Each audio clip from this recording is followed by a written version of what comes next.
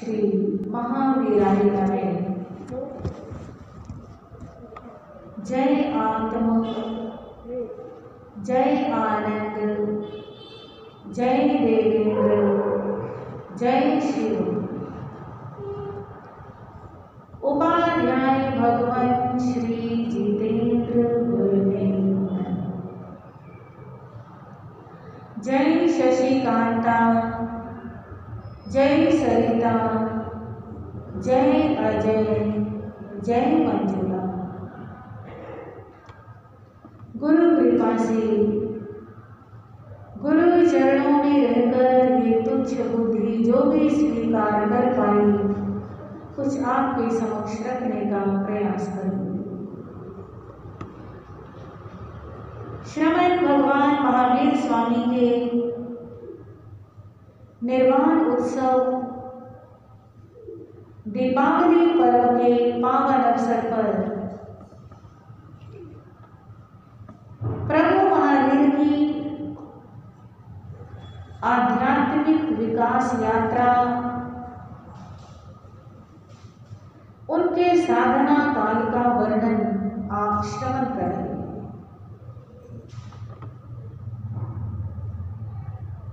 फरमाया है प्रभु महावीर स्वामी ने, इस संसार में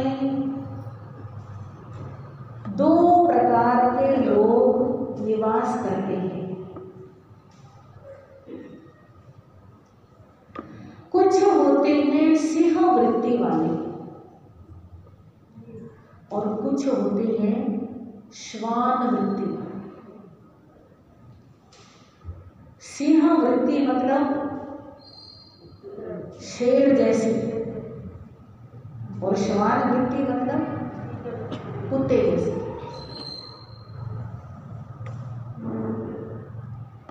आपने कभी ध्यान दिया हो, जब कुत्ते के ऊपर कोई प्रहार करता है तो कुत्ता लाठी को देखता है, लाठी को पकड़ता है, लाठी के पीछे भागता है। लाठी कौन मार रहा है उस पर कुत्ते का ध्यान। और शेर के ऊपर कोई दूर खड़ा होकर गोली भी चलाए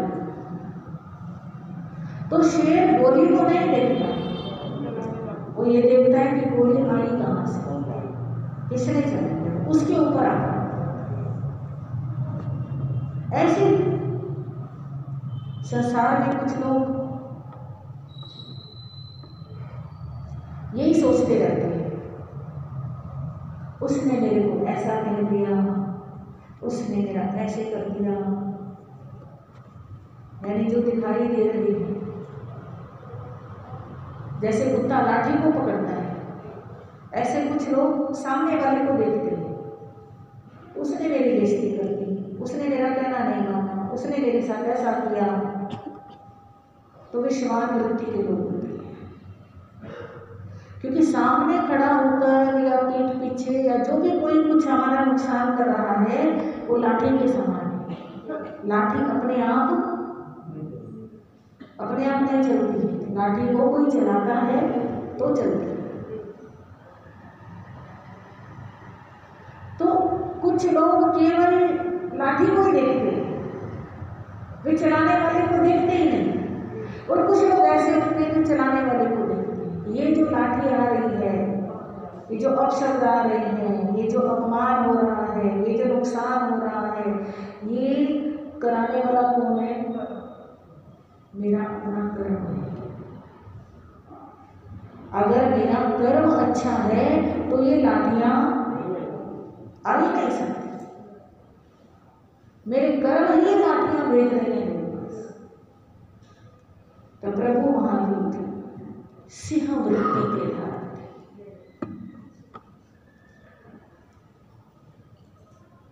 कितने कष्ट उनके जीवन में आए,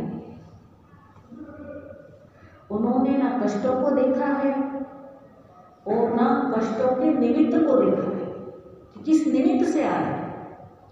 उन्होंने कष्टों के कारण को देखा है। सीमा जी कष्टों के कारण को देखा, ये किस वजह से आ रहे, ये मेरे अपने किए हुए कर्म नहीं आ रहे। बस इतनी सोच भी बदल जाए तो भी हमारे जीवन में इतना बड़ा परिवर्तन आ जाए कि हम खुद ही हैरान हो जाए कि क्या शूलपाणी यक्ष देव शक्ति है, अपनी देव माया से, अपनी मैत्रीय शक्ति से कितने रूप बना बना करके भगवान महावीर को कैसे कैसे भयानक कष्ट दिए, पर भगवान ने तो उनको देखा भी नहीं। भगवान ने तो किसे देखा, अपने कर्मों को देखा। जैसे एक एक फाइल क्लियर होती जा रही है और साइड पे रखते जा रहे हैं, एक एक फाइल क्लियर होती जा रही है साइड पे रखते जा रहे हैं। जैसे बच्चे के एग्जाम पूरे होते हैं ना, हिंदी का एग्जाम हो गया, ये किताबें साइड पे रख दो, अब इनकी जरूरत नहीं। आज इंग्लिश का हो गया, ये किताबें साइड पे रख दो, अब इनकी जरूरत नहीं, वो साइड पे करता रहता है। ऐसे भगवान एक एक कर्म का सफाया करते जा रहे हैं। आखिर शूलपाणी यक्ष बदला, उसके भीतर में परिवर्तन आया,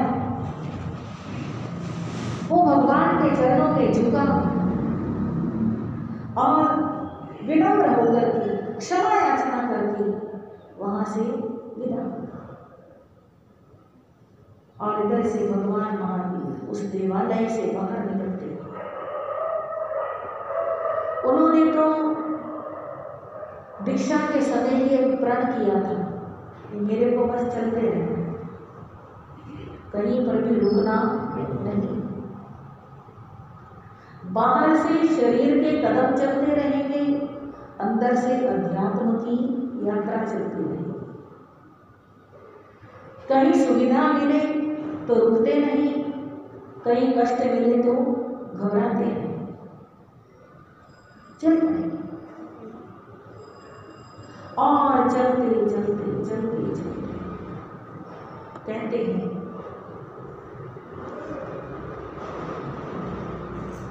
एक दुई जनतक नाम का तापस था, वो राजा सिद्धार्थ का मित्र था। और जिस समय उस दुई जनतक तापस को पता चला कि वर्धमान घर में रहते हुए भी योगी है और ये संन्यास जरूर लेगा, ये योगी बनेगा जरूर, तो उसके मन में एक आशा थी कि जब ये दीक्षा लेगा तो मेरा शिष्य बनेगा।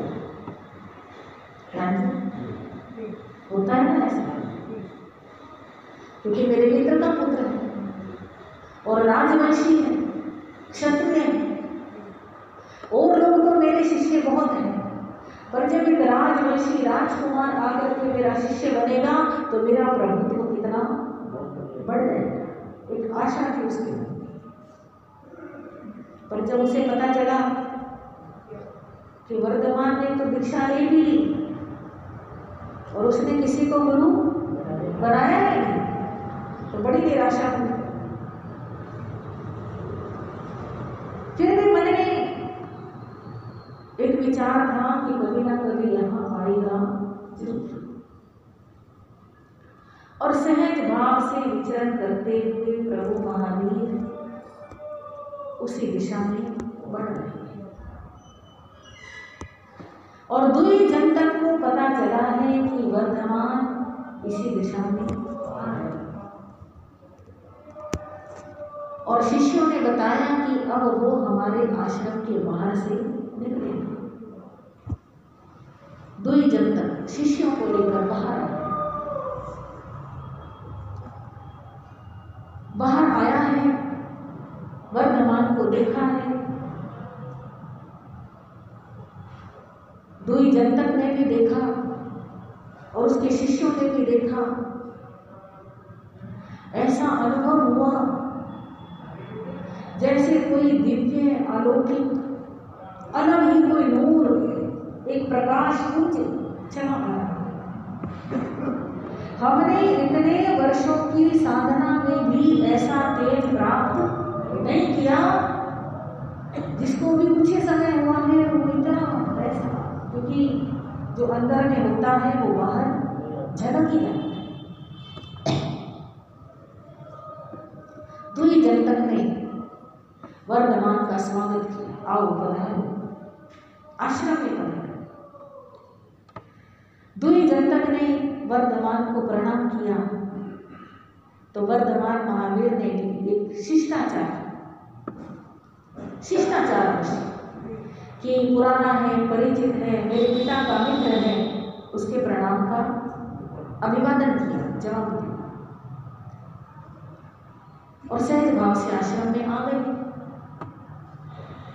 एक दिन रुके।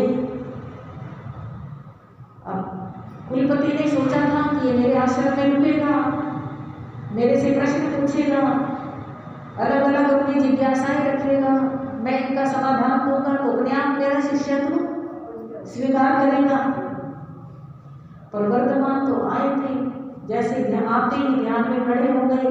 अगले दिन ध्यान पूरा हुआ, चलने लगे तो दुई जनतक मन में सोचता है ये तो बाजी हाथ से निकल गई। फिर कहा, जब वर्धमान चलने लगे तो अपनी तरफ से दुई जनतक ने कहा, वर्धमान तुम श्रवण बने हो, साधु बने हो, तुम्हें साधु के आचार का ज्ञान होगा कि जो श्रवण होते हैं, साधु होते हैं, वे 4 महीने वर्षा काल में एक स्थान पर रहते हैं, चातुर्मास करते हैं, वर्षावास करते हैं। और वर्षावास के अंदर कुछ अलग व्यवस्थाओं की जरूरत होती है। खुले काल में तो कहीं एक रात में 2 रात ऐसे बिताते रहे, आगे बढ़ते रहे। पर चातुर्मास में वर्षा होती है, कुछ व्यवस्थाएं चाहिए होती हैं। यहाँ पे सारी व्यवस्थाएं आपको मिलेगी और चातुर्मास में आप यहीं पर आ जाए।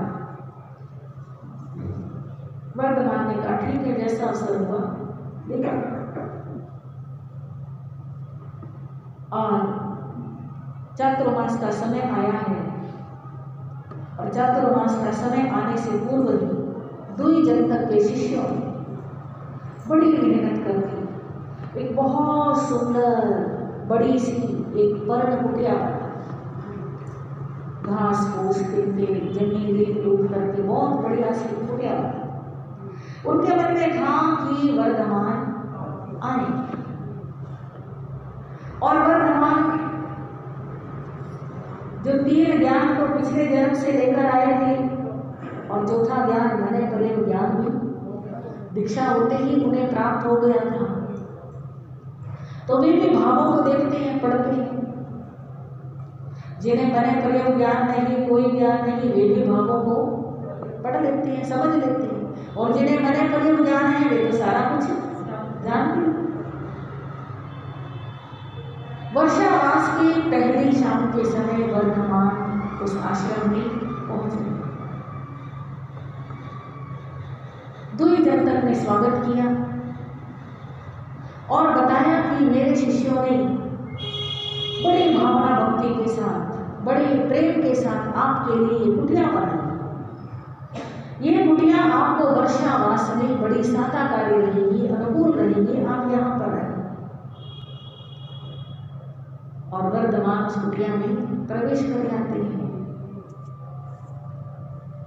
दुई जनतक अपने स्थान पे चला गया।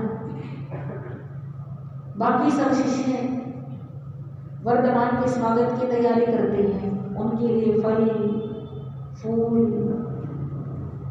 पानी, दूध, ये सब चीजों की व्यवस्था करते हैं। कुटिया में लेकर के ला करके रख देते हैं, बिल्कुल ताजे फ्रेश। और वर्धमान भगवान महावीर ध्यान में खड़े हुए मन में एक संकल्प कर लिया मेरे को 15 दिन, कितने दिन? 15 दिन ध्यान मुद्रा में खड़े रहना। एक हमारे शास्त्रों में शब्द आते हैं प्रतिमा।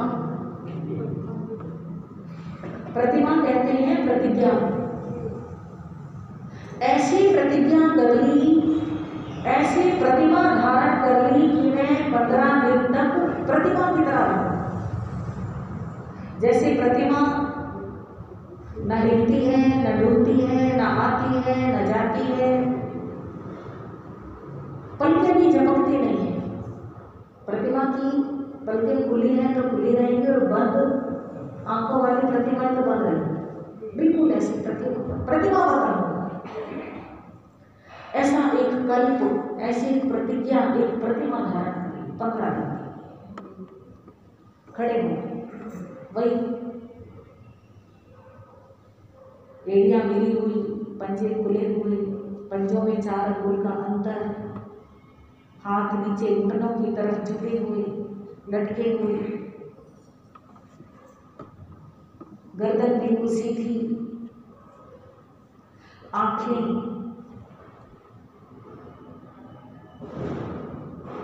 आधी खुली आधी बंद, नासाग्र दृष्टि, नाक की तरफ देखा, ना पूरे बंद ना पूरे खुले, खड़े हुए। और 2 जनतक के शिष्य जो लेकर के आए हैं उनके स्वागत के लिए, खाने पीने के लिए सामग्री लेकर के आए हैं, सोचते हैं अभी नहीं ली, जब भूख लगेगी तब ले लेंगे। 2 घंटे, 4 घंटे, 6 घंटे और शाम हो गई, वैसे का वैसा आता है और वो वैसे के वैसे खड़े हैं। और 2 जनतक के शिष्य मन में विचार करते हैं कि एक तरफ हम हैं, हम 3 घंटे पद्मासन लगाकर के नहीं बैठ सकते, एक तरफ ये वर्तमान है, जैसे सुबह से खड़े थे वैसे के वैसे खड़े हैं। शाम हो गई, पलक भी नहीं झपकी है, हिले डुले भी नहीं है, खाना पीना तो बहुत दूर की बात है। ऐसा भी नहीं कि बैठ तो जाए, लेट तो जाए, आराम तो कर ले। बड़ी आश्चर्यचकित। शाम का समय हुआ, 2 जनतक को कहा ये तो बड़े ऊंचे हुई होगी, ऐसी योग की क्रिया तो हमें भी नहीं आती, ऐसी शक्ति तो हमारे अंदर भी नहीं है कि हम इतनी देर खड़े होकर के ध्यान करें। ये कौन सी विधि है वर्तमान के पास, ये हमें भी सिखाओ। शिष्य किसको कह रहे हैं? अपने गुरु को कह रहे हैं, कुलपति को कह रहे हैं। अब कुलपति स्वयं ही आश्चर्यचकित है, ये क्या? मैं तो सोच रहा था इसे शिष्य बनाऊंगा और इससे तो मेरे शिष्य इतने प्रभावित हो रहे हैं कि ये तो मेरा क्या शिष्य बनेगा, मुझे लगता है मेरे शिष्य भी उसी के शिष्य ना बन जाए। बड़ी चिंता होने लगी। अपने शिष्यों को कहा अपनी अपनी बारी बांध लो, रात के समय ध्यान रखना कि दिन में तो ये श्रवण खड़ा रहा, रात को ऐसा ना हो कि दिन में ड्रामा कर रहा हो सबको भ्रमित करने के लिए, और रात को तो हिलेगा, रात को तो सोएगा। और सबने बारी बांध ली, सब देख रहे हैं कि बिल्कुल स्टैचू, मूर्ति पूरी रात में बीत गई। शिष्य अगले दिन फिर से फल फ्रूट लेकर के आए, फिर से दूध लेकर के आए, पीने के पानी का घड़ा भर के रखा है, पर वर्तमान मिले वो अपने अंतर आत्मा में, अपने ध्यान में मग्न थे। दूसरा दिन पूरा बीत गया, दूसरी रात पूरी बीत गई, तीसरा दिन बीत गया, तीसरी रात बीत गई। और जैसे जैसे समय व्यतीत हो रहा है वैसे वैसे 2 जनतक के शिष्य अंदर ही अंदर प्रभावित हो रहे हैं, अंदर ही अंदर वर्तमान को नमन कर रहे हैं। पहले अपने गुरु को नमन करते थे, पर अब और सुबह उठते ही सबसे पहले भगवान को नमन करती है। और जैसे जैसे समय सरक रहा है वैसे वैसे 2 जनता की हार्ट बीट तेज हो रही है। 15 दिन भगवान ने तो साधना में निकाले और 2 जनता ने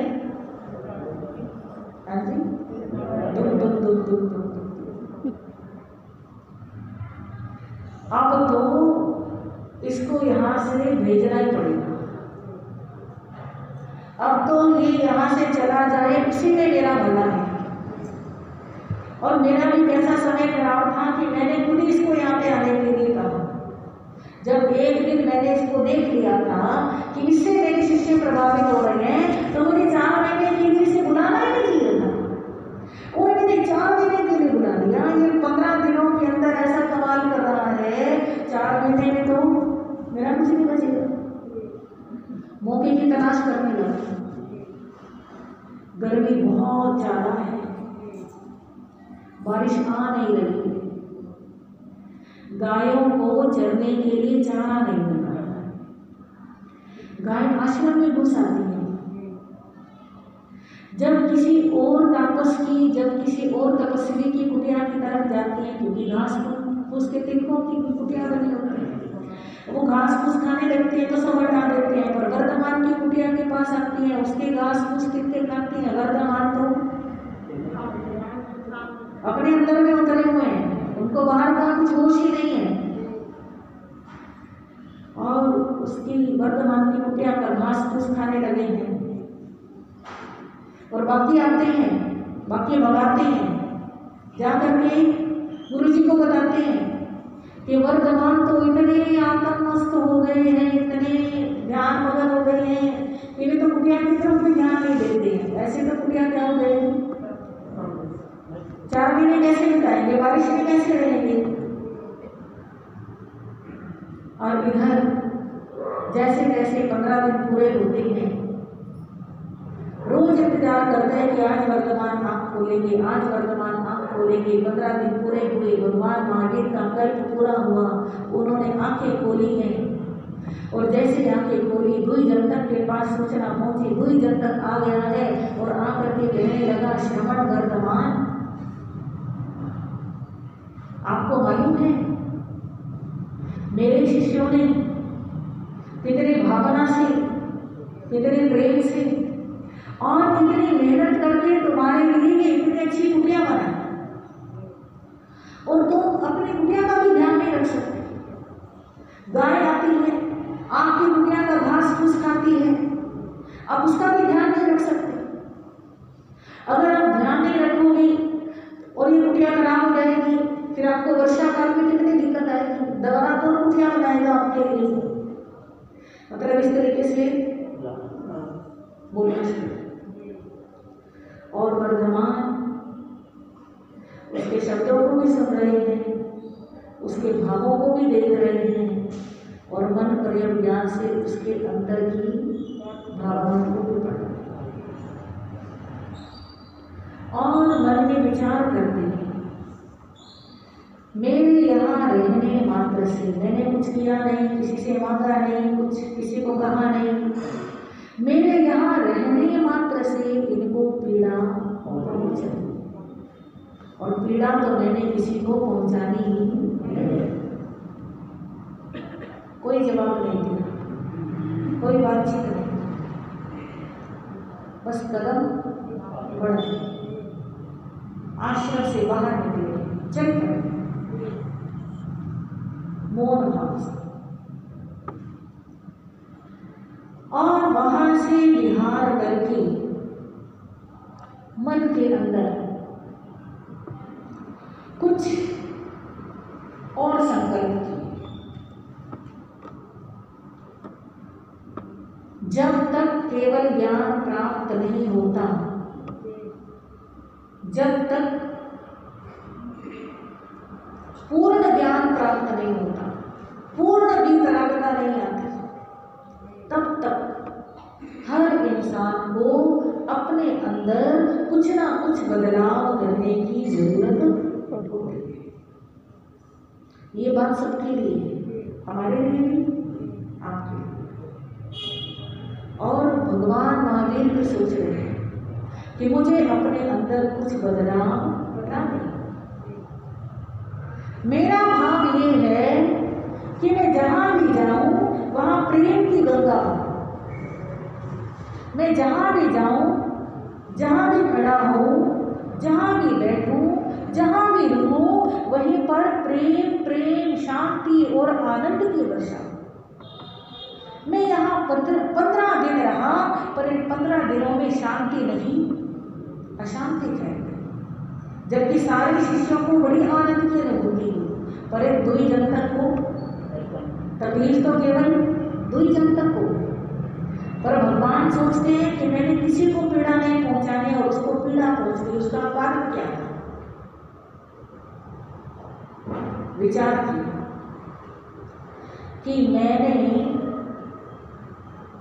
2 जन तक के आश्रम में जा करके जब 2 जन तक ने मेरे को प्रणाम किया था, तो मैंने भी उन्हें क्या किया था? शिष्टाचारवश एक लिहाज रखा था मैंने कि उसने मेरे को प्रणाम किया है तो मैं भी क्या करूं। और मेरे उस प्रणाम ने उस 2 जन तक के अंदर एक आशा जगा दी, एक उम्मीद जगा दी कि वर्तमान मेरा क्या बनेगा? शिष्य। अगर मैं प्रणाम ही नहीं करता तो उसके मन में आशा भी नहीं करता। तो आज मैं संकल्प करता हूं कि कभी भी किसी भी गृहस्थ का सम्मान नहीं करूंगा, सम्मान नहीं करूंगा। और लिखा है शास्त्रों में कि साधु के पास गृहस्थ आए तो उसका स्वागत नहीं करते, उसको बैठने के लिए भी नहीं कहना कि आप बैठो, उससे कोई बातचीत भी नहीं करना। अगर वो कोई जिज्ञासा लेके आया है, अगर वो कोई प्रश्न पूछना चाहता है, आत्मज्ञान से संबंधित, तत्व ज्ञान से संबंधित, अध्यात्म की साधना से संबंधित कुछ पूछना चाहता है, और अगर वो प्रश्न पूछता है तो केवल उस प्रश्न का जवाब देना है और कोई संबंध किसी से नहीं रखना।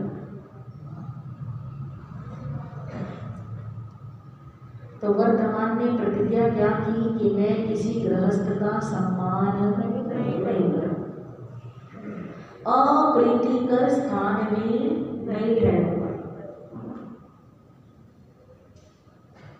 भोजन अपने कर पात्र में करना। अगर मैं पहले ही बता देता कि मेरे को भोजन नहीं लेना है तो उनके शिष्य भोजन नहीं लेकर के आते। वो लाए और मैंने नहीं लिया तो उनके गुरु को क्या हुई? तकलीफ। तो अब मैंने प्रतिज्ञा कर लेनी है कि भोजन कैसे करना है, कर पाते। और बहुत जरूरत होने पर वही बात बोलनी है जिसका मेरे कल्याण से संबंध है, जिसका मेरी मुक्ति से संबंध है, मेरी साधना से संबंध है। बस वही बात बोलनी है और कुछ मेरे को बोलना भी नहीं।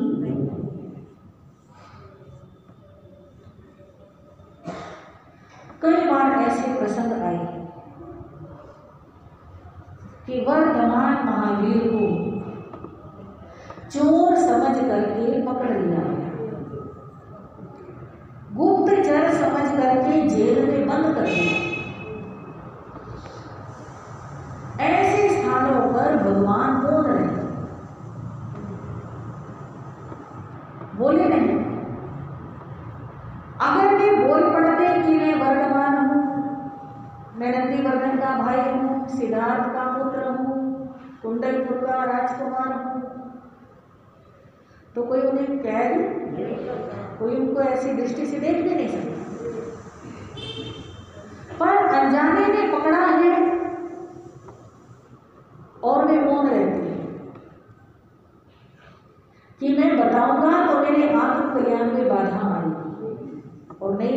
तो मेरे कर्म कटेंगे। तो इसलिए वो कहीं बोलते चुप। कहीं किसी वृक्ष के नीचे वर्षावास किया, कभी कहीं कभी कहीं, ऐसे चलते चलते एक वाचाला नाम की नगरी थी। उस वाचाला नगरी के दो भाग थे, उत्तर और दक्षिण। उत्तर वाचाला की तरफ जाने के दो मार्ग थे। एक मार्ग ऐसा था जिस मार्ग पर सभी लोग आते जाते थे, दोनों तरफ वृक्ष थे, रास्ते में बाजार थे, घर बसे हुए थे, रौनक वाला रास्ता था। और एक रास्ता ऐसा था जो बिल्कुल सुनसान। इंसान तो क्या, कोई पशु पक्षी भी उस रास्ते से गुजरता नहीं था। भगवान महावीर स्वामी ने उत्तर वाचाला में जाने के लिए इस सुनसान रास्ते का चयन किया। जैसे उस सुनसान रास्ते की तरफ बढ़ने लगे तो कुछ बच्चे, कुछ गवार बाहर, उन्होंने देखा वर्धमान को उधर जाते हुए। उन्होंने आवाज लगाई, बाबा उधर मत जाओ, आपको पता नहीं है उस दिशा में जंगल है और उस जंगल के अंदर एक बहुत भयानक सर्प रहता है जिसका नाम है चंद्रवृक्ष। आज तक इस वन में जिसने प्रवेश किया वो ना तो पहुंचा है और ना ही लौटा है। वही रास्ते में क्या हो गया, खत्म। इसलिए हम आपसे निवेदन करते हैं कि आप इस मार्ग पर ना जाएं। और वर्धमान में वही निर्भयता को, इसे कहते हैं अभय मुद्रा। इसे क्या कहते हैं, अभय मुद्रा। एक अभय सूचक संकेत किया और आंखों ही आंखों से मानो कहा कि जिसके मन में भय नहीं है उसको बाहर कहीं भय नहीं। भय का स्थान हमारा मन ही होता है। जिसके मन में डर है वो अपने घर में भी डरता है, और जिसके मन में डर नहीं है वो बाहर शमशान में भी चला जाए, वहां भी भयभीत नहीं होता। तो मेरे मन में डर नहीं है तो मुझे बाहर कहीं भी डर नहीं है, और मेरे मन में सबके मंगल की कामना है। मेरे मन में सबके भले की कामना है तो मैं कोई ऐसी अनिष्ट की आशंका कर भी नहीं सकती। अब बच्चे क्या समझे कि हमारे मना करने के बाद, बताने के बाद भी बाबा उसी रास्ते पे चल रहे हैं, तो मतलब इनके पास कोई नागद अपनी बूटी होगी, कोई मंत्र होगा, कोई शक्ति होगी, तभी उधर जा रहे हैं। चलो जा रहे हैं, हमें क्या, हमारा काम बताने का था, हमने बता दिया। और इधर वर्धमान उस वन के अंदर जहां पर एक भी पेड़ ऐसा नहीं था जिसके ऊपर कोई फल, कोई फूल, कोई पत्ते, कोई हरियाली नहीं। सारे पेड़ चंड कौशिक की आग से जल करके काले हो चुके थे। कहीं घास फूस का तिनका तक भी नहीं। आप सोच लो कैसा हो जंगल। और उस जंगल के अंदर, उस वन के अंदर जहाँ चंड कौशिक का बिल है, उसकी जहाँ बागी है जिसमें वो निवास करता है, रहता है, उसके बिल्कुल पास जाकर के ध्यान रखना। और चंड कौशिक, उसको गंध आती है, मनुष्य खुशबू आती है, एकदम दिल से निकल के बाहर आता है और वर्धमान को देखता है।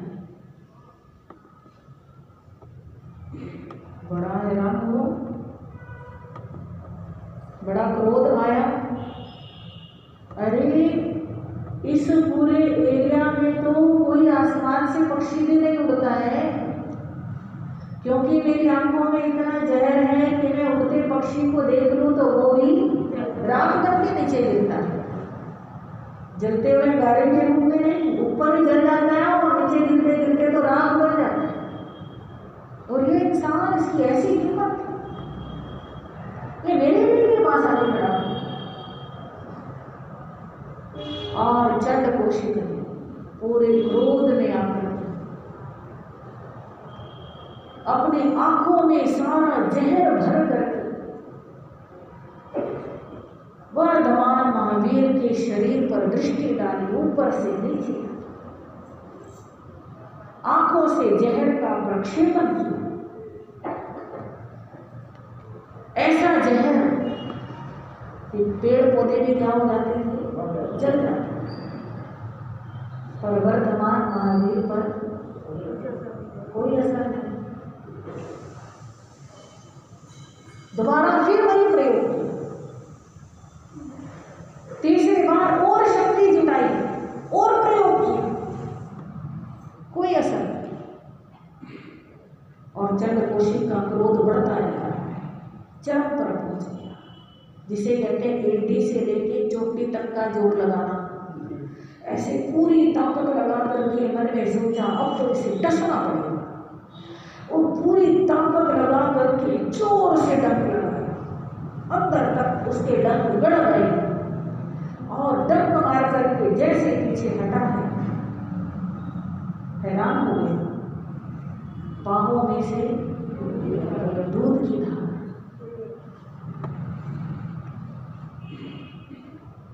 और उस दूध के रस का स्वाद का अनुभव भी किया,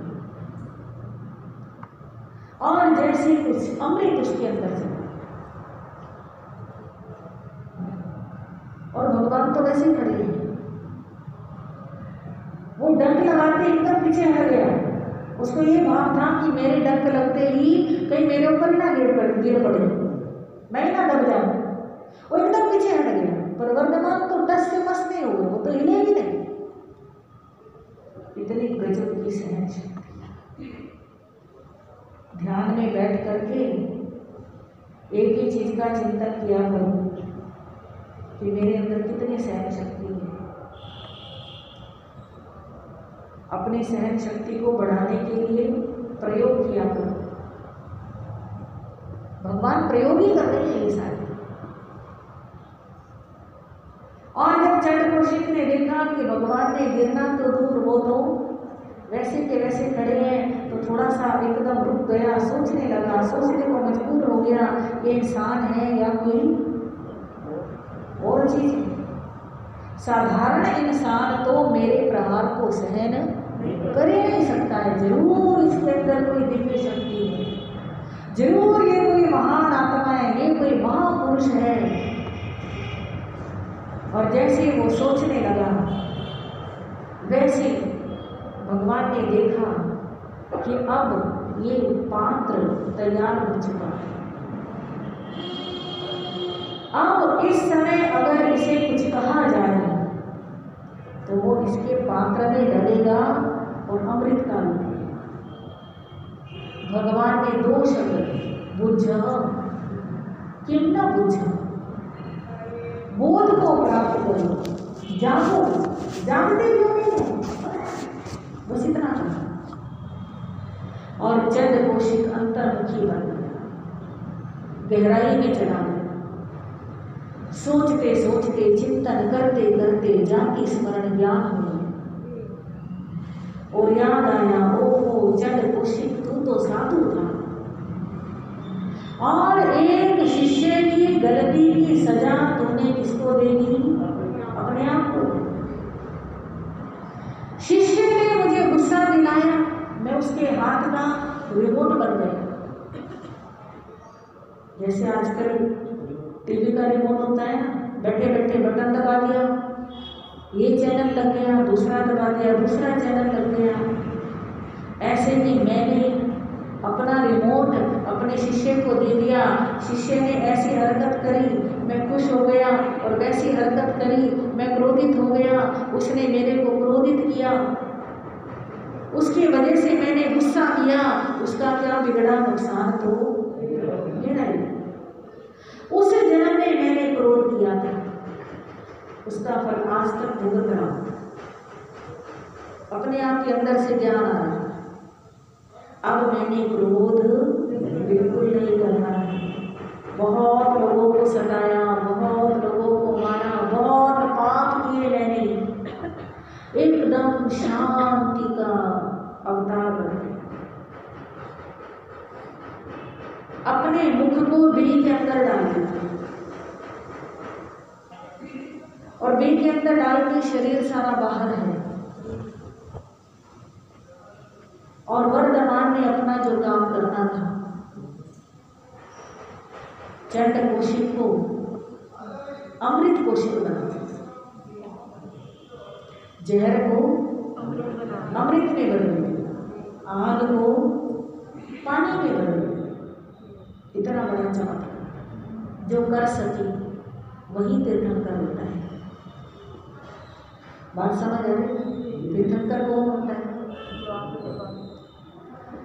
हर कोई ये कहता है कि मैं दूसरे को सुधार दूं, पर दूसरा सुधरना तो चाहे। हाँ जी, हम क्या कहते हैं कि कोई सुधरना चाहेगा तो हम सुधार देंगे, कोई पढ़ना चाहेगा तो पढ़ा देंगे, कोई सीखना चाहेगा तो सिखा देंगे। अरे जो सुधरना चाहता है उसे तो तुम ना सिखाओ तो भी सुधर जाएगा। जिसमें सुधरने की इच्छा पैदा हो गई वो तो सुधर ही जाएगा।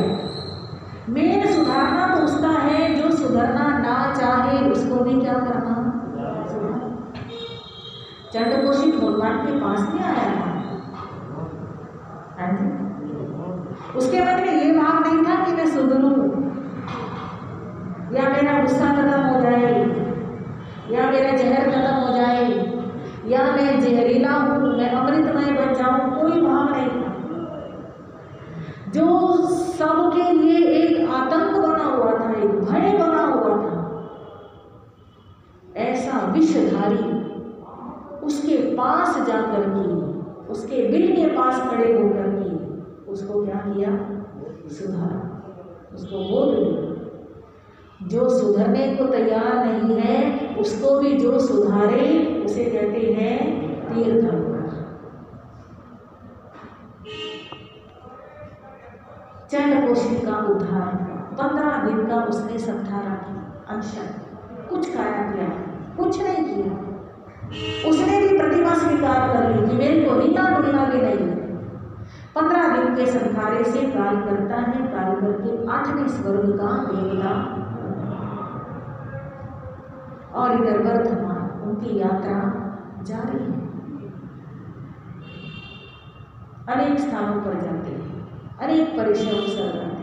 एक बार सर्दियों के दिन और रात का समय, भयंकर ठंड, लोग अपने घरों में दुबके बैठे हैं, 2-2, 4-4 कंबल ओढ़ करके, अंगीठियां जला रखी है, अलाव जला रखी है, आग जला रखी है सेकने के लिए, फिर भी कभी बंद नहीं हो रही। और ऐसे में वर्धमान वन के अंदर वृक्ष के नीचे अनावृत खड़े हैं ध्यान, और उस वृक्ष के ऊपर, उस वन के अंदर, ये समझ लो एक आसुरी शक्ति, एक व्यंतरी देवी जिसका नाम था कटपुतना, बताया था ना, त्रिपृष्ठ के भव में उनकी पत्नी,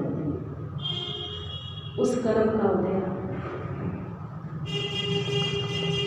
वो वाला वैर उस व्यंतरी को याद आता है और मन में भाव आता है मैं इस श्रवण को मार दूं। और उसने एक परिव्राजिका का रूप बनाया, बड़े बड़े लंबे लंबे केश,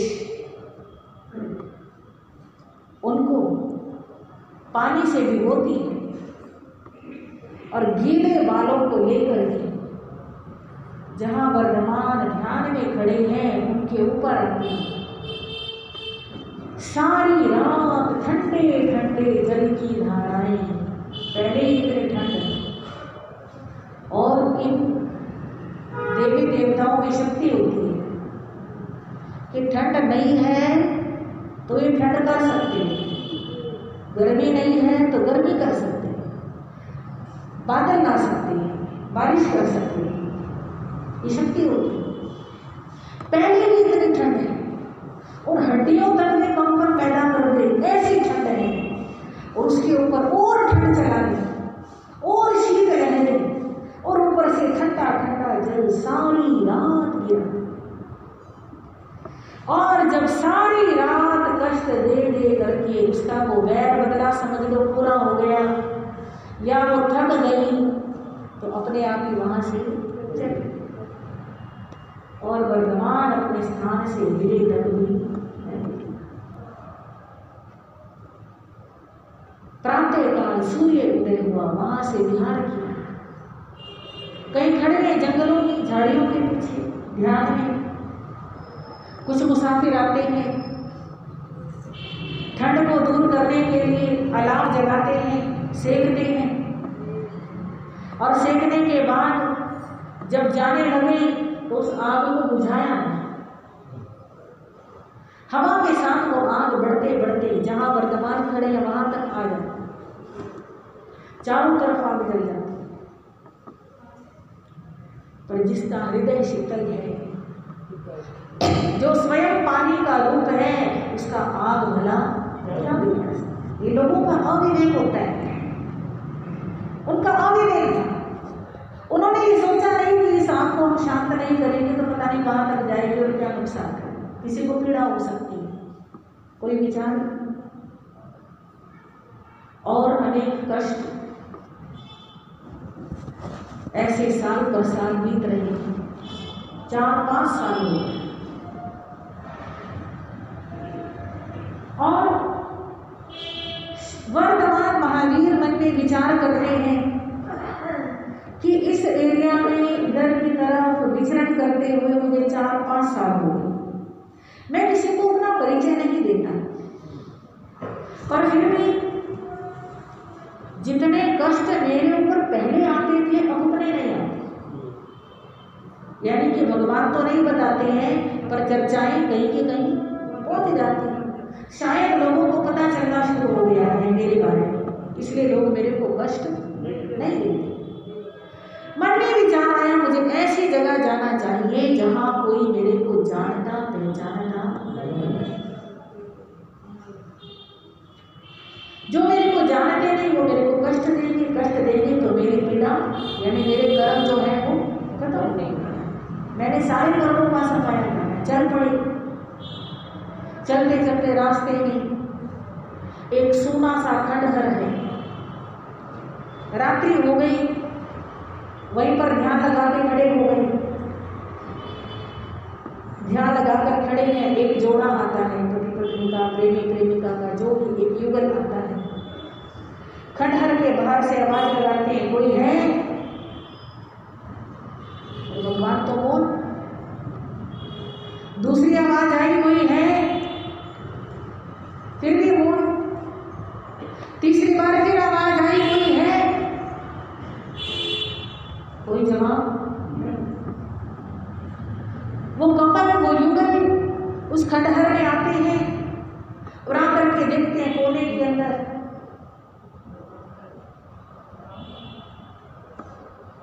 और कहने लगे, अरे मूर्ख, हमने 3 बार पुकारा, जवाब क्यों नहीं दिया? और खूब सारी उल्टी सीधी खरी खोटी सुना करके वहां से चले। वर्तमान सोचते हैं मैं चुप रहता हूं तो भी लोगों को तकलीफ है, मैं बोलता हूं तो भी तकलीफ है, कोई बात नहीं। मेरे को तो अपने अध्यात्म के मार्ग पर चलना है। रात्रि व्यतीत की और आगे गई, चलते चलते अनार्य देश में। अनार्य देश यानी एक ऐसा स्थान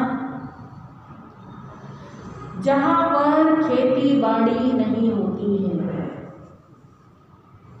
जहां पर फल फूल अनाज नहीं उगता है, लोग मांसाहारी होते हैं, ठंड बहुत ज़्यादा पड़ती है, गर्मी बहुत ज़्यादा पड़ती है, जहाँ के पशु तो खूंखार हैं ही, मनुष्य भी क्या है, खूंखार, रुक्ष वृत्ति के, रूखे। उन लोगों को खाने के लिए कोई अच्छा भोजन या पीने के लिए कोई दूध इत्यादि, दूध घी इत्यादि प्राप्त नहीं होता है, बिल्कुल रूखा सूखा, और मांस मीट खा के एक दूसरे को मार बोल कर कैसे गुजारा, बहुत डेंजरस, खतरनाक।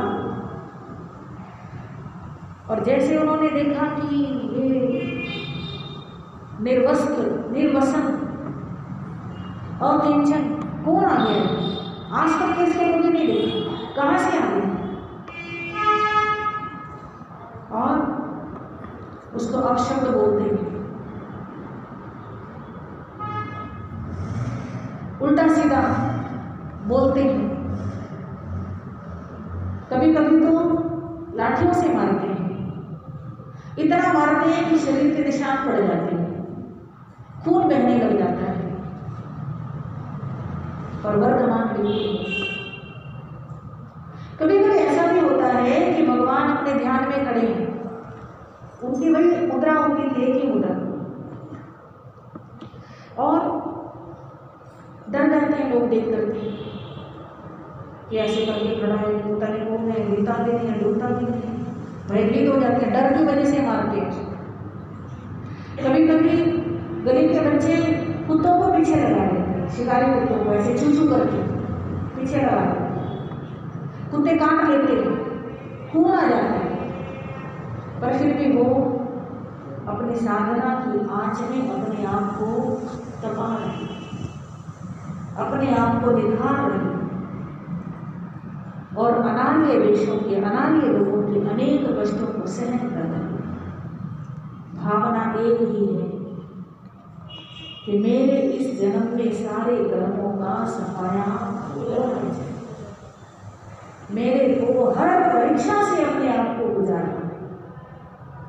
इतने कष्ट सह रहे हैं देवलोक में बैठे हुए इंद्र महाराज, उनका तो ध्यान वर्तमान की तरफ ही रहता है, वे निरंतर देखते रहते हैं,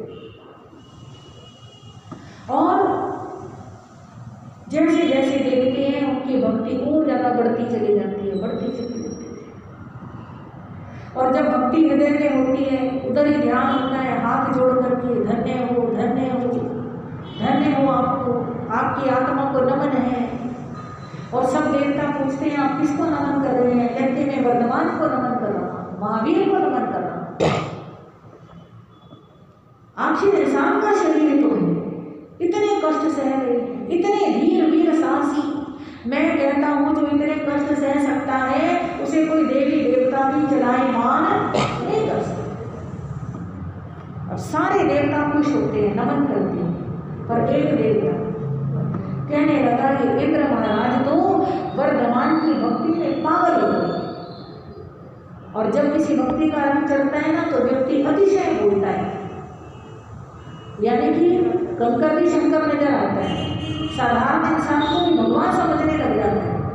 ये शतरेंद्र जी महाराज सच नहीं बोल रहे, ये भक्ति में आकर के आवेश में, भक्ति के आवेग में आकर के बोल रहे हैं, ये बहक रहे हैं। और वो देव कहने लगा मैं जाऊंगा उनकी परीक्षा, पर एक शर्त है, आपने इंटरफेयर, आपने बीच में कोई हस्तक्षेप नहीं करना है। ऐसा ना हो कि मैं तो परीक्षा दे रहा हूँ और आप बीच में आकर के किसी भी तरह का कोई हस्तक्षेप करो, वो नहीं होना चाहिए। मैं जाऊंगा उनकी परीक्षा लेने के लिए। इंद्र महाराज मौन रहते हैं और वो देव धरती पर, जिसका नाम है संगम, बड़े कष्ट देता है। अभी तक के कष्ट तो कोई एक दिन करना, कोई 2 दिन करना, कोई 2 घंटे करना, कोई 4 घंटे करना, अब लगातार 6 महीने कष्ट आने वाले, और वर्तमान तैयार है। महाक्रोधी से लड़ाई महावीर की, महाक्रोधी से लड़ाई महावीर की,